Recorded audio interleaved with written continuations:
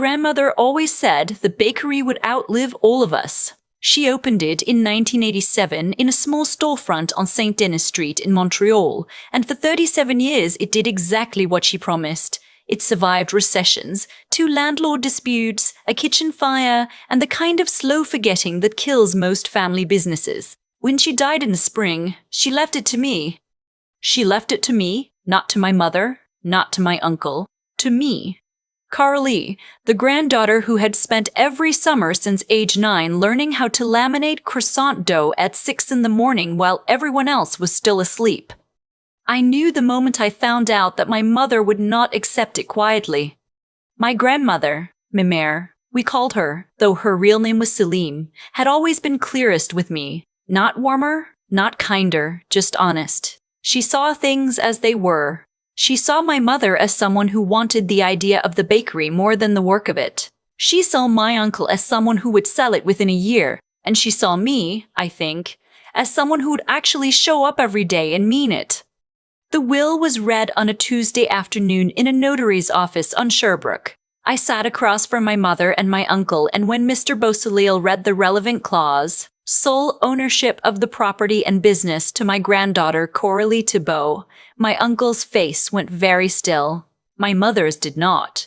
She let out a single short breath, and then she smiled, and that smile was the thing I should have paid more attention to. "Of course," she said. "Of course she did."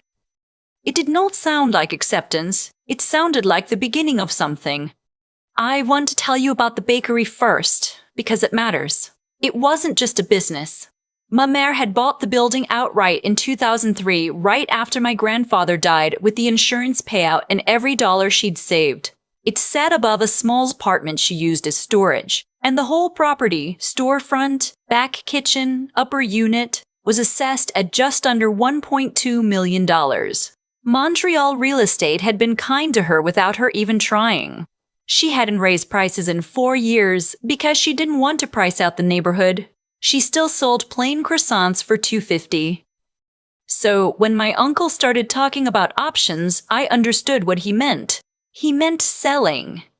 The pressure started gently, the way it always does. A phone call here, a family dinner where it came up sideways. My uncle explaining, reasonably, carefully, that none of us had the capital to run a property like this, that the smart move was to liquidate and split the inheritance 3 ways, that Marat wouldn't have wanted me to struggle, my mother backing him up, the 2 of them presenting it as concern. I told them I wasn't selling. My uncle laughed, not meanly, just dismissively. "Coralie," he said, "you're 28. You don't know what you're taking on." "I've been working here since I was 9, I said. "I think I know what I'm taking on." He stopped laughing. The dinners got shorter after that. The phone calls stopped being warm.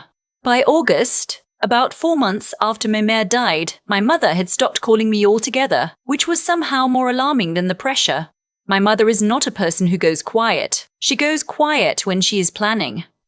My uncle's name is Rémy. He's 16 years older than my mother, which means he's 61 now, and he has always carried himself like a man who expects to be listened to. He was an engineer for 30 years. He is methodical. When he decided that he was going to contest the will, he didn't make noise about it. He hired a lawyer.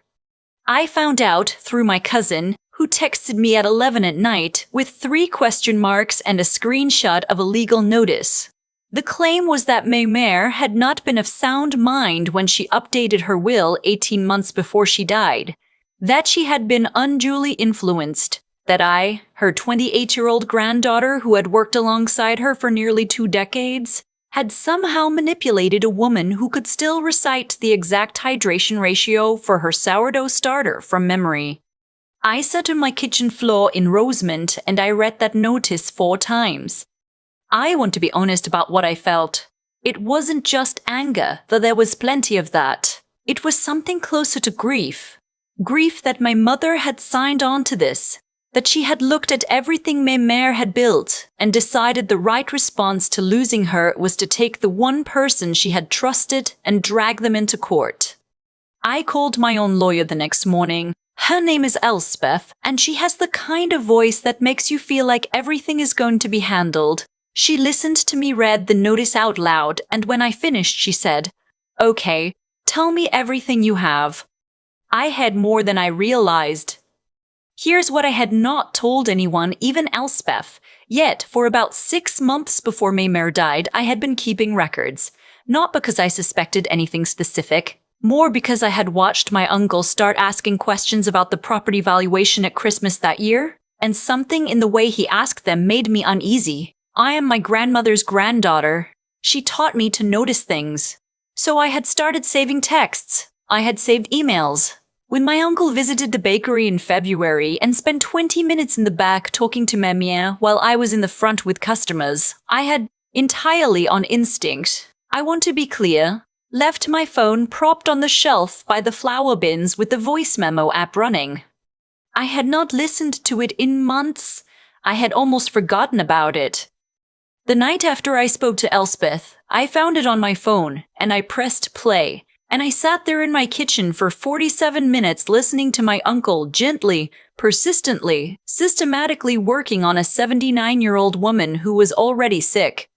Not aggressively, that's the thing that made it so hard to hear. He didn't threaten, he reasoned. He explained how hard it would be for me. He talked about how I'd have debt, how I'd have stress, how Maymer loved me too much to leave me with all that. He said my mother was worried. He said even my grandfather, dead for 20 years, would have wanted the sensible thing. And Maymer's voice, patient and tired, said, "Remy, I've already decided." And he said you can change your mind. It's not final until it's final. I didn't sleep much that night. The court date was set for a Thursday in late October. I don't know what I expected exactly. I had never been involved in anything like this. I knew there would be testimony about Maymer's mental capacity. I knew my uncle's lawyer would try to establish a pattern of what they were calling undue influence. I knew it would be about me, and I knew it would be ugly, and I had decided to let Elspeth do most of the talking. What I had not anticipated was my mother. I arrived at the courthouse on Ile Notre Dame and found my mother and uncle already seated on the other side of the room.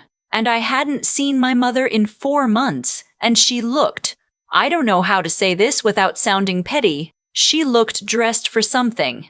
Not a funeral. Not grief. She was dressed like someone performing the idea of a wronged family. Her hair was done. She was wearing the blazer she saves for things she considers important. My uncle's lawyer, a man in his 50s named something I didn't catch, opened by presenting the timeline of the will changes. He called it suspicious that Maymer had updated her will, only after I had moved back to Montreal following my breakup, as if proximity and grief had somehow given me an opportunity to exploit an old woman. As if the 18 months between that update and her death had been a long con. I sat there, and I kept my face neutral, and I thought about the recording on my phone.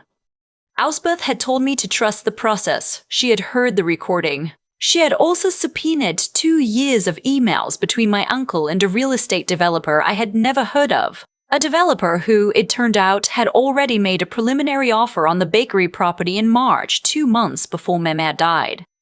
My uncle had not disclosed this to anyone. He had told no one in the family that he had already been in contact with a buyer. He had been negotiating a sale on a property he did not own and had no right to sell. He had, in other words, been planning this before Maymer was even gone. The judge, a woman named Justice LeBlanc, quiet and precise, had been listening to my uncle's lawyer for about 40 minutes when Elspeth stood up.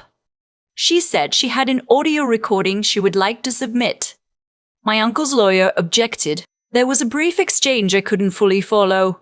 Justice LeBlanc looked at the filing date, looked at the chain of custody documentation Elspeth had prepared, and allowed it. The recording played through the courtroom speakers. My grandmother's voice, patient, a little tired, but entirely clear, filled the room.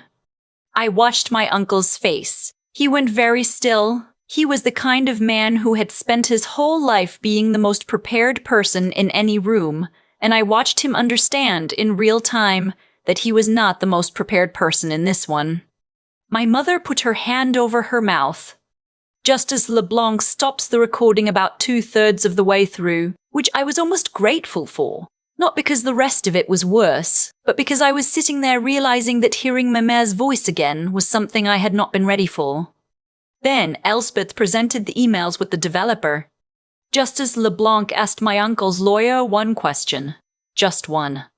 She asked when, precisely, his client had first made contact with the real estate developer, because the email suggested it predated the death of the testator, and she wanted to understand the timeline clearly. My uncle's lawyer said he would need to confer with his client. Justice LeBlanc said, "Take your time." They conferred for several minutes, and then my uncle's lawyer stood up and said that his client was withdrawing the claim. The whole thing was over in the same morning it started. I don't want to make it sound like I felt triumphant in that moment, because I didn't. Elspeth squeezed my arm and said, "Well done," which was generous because she had done most of the actual work. I nodded at her. I looked across the room and my mother was gathering her things, and she didn't look at me. And I think that was the moment I understood that whatever our relationship was going to be from that point forward, it was going to be different. Not because I wanted it to be, because she had made a choice that she would not be able to undo. I drove back to the bakery that afternoon. The morning staff had already done the bulk prep, and the afternoon girl, Priya, who has worked for me since I took over, had handled everything without being asked. The cases were full. The coffee was fresh. There was a short queue at the counter like there always is on Thursdays. I went into the back kitchen, put on my apron, and started making the croissant dough for the next morning. There's a particular moment when you're laminating dough, when you've done the first fold and you're about to do the second, where you can feel whether or not it's right. The butter has to be the same temperature as the dough or it shatters rather than layers. Ma mère taught me this when I was 11. She said it was like trust. If the conditions are right, it holds together. If they're not, it breaks, and all you can do is start over. I've been running the bakery for 8 months now. I kept the sourdough starter she'd been feeding since 1994. I kept the plain croissant at $2.50. I raised the rent on the upper unit by exactly the amount the property tax increase required. No more. In February, I applied to the city to have the storefront designated as a heritage commercial space under the Plateau Mont Royal Borough program. It means I can't tear it down or convert it. It means the bakery will be there for a long time. My mother texted me in January. Just a short text, no explanation. She said she'd been thinking about things. I read it twice, and then I put my phone back in my apron pocket and I went back to the morning rush. I haven't decided what to say yet, but I haven't deleted it either.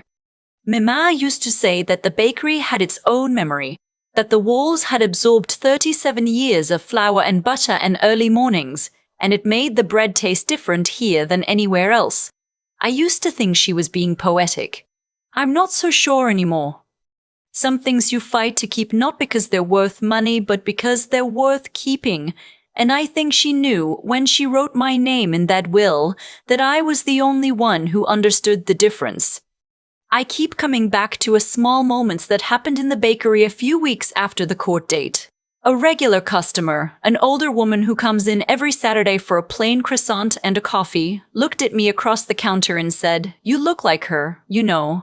The way you hold yourself." She meant ma mère. I didn't know what to say, so I just said thank you and handed her the paper bag. I've thought about that a lot since. Not because it was a grand revelation, but because it was true in a way I hadn't fully understood yet. What I held on to through all of this wasn't just a building or a business. It was a way of being in the world that my grandmother modeled for 37 years, quietly, without announcement, without needing anyone to see her do it. The thing about Remy is that he wasn't a villain in the cinematic sense. He genuinely believed he was being rational. He had built a life around the idea that the smart move and the right move were the same thing, and when they weren't, he adjusted his definition of right. That's not evil. It's something almost sadder than evil. It's a person who stopped asking certain questions because the answers were inconvenient. What happened in that courtroom was simply the moment the questions caught up with him.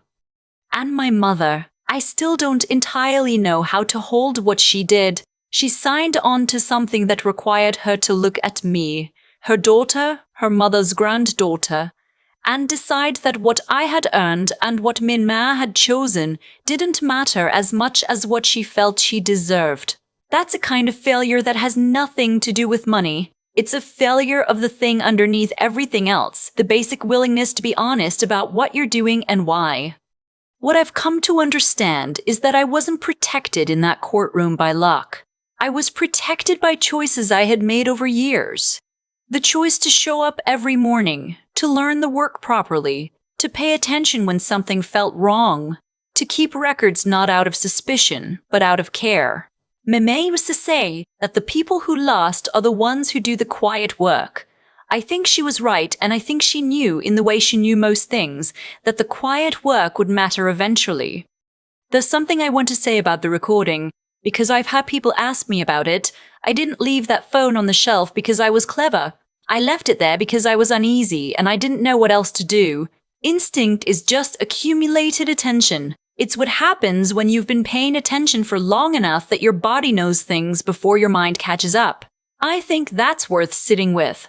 The people who seem to always be in the right place with the right information aren't lucky. They've been paying attention for a long time. I'm not sure I'm wiser than I was before all of this. I'm more tired, certainly, but I think I understand now that the things worth keeping require you to actually keep them. Not passively, not by hoping the right outcome arrives, but by being present and clear-eyed and willing to do the uncomfortable thing when it's necessary. Mema kept that bakery for 37 years. The building is landmarked now. The sourdough starter is still going. Some things, if you tend to them carefully, outlast everything that tries to take them.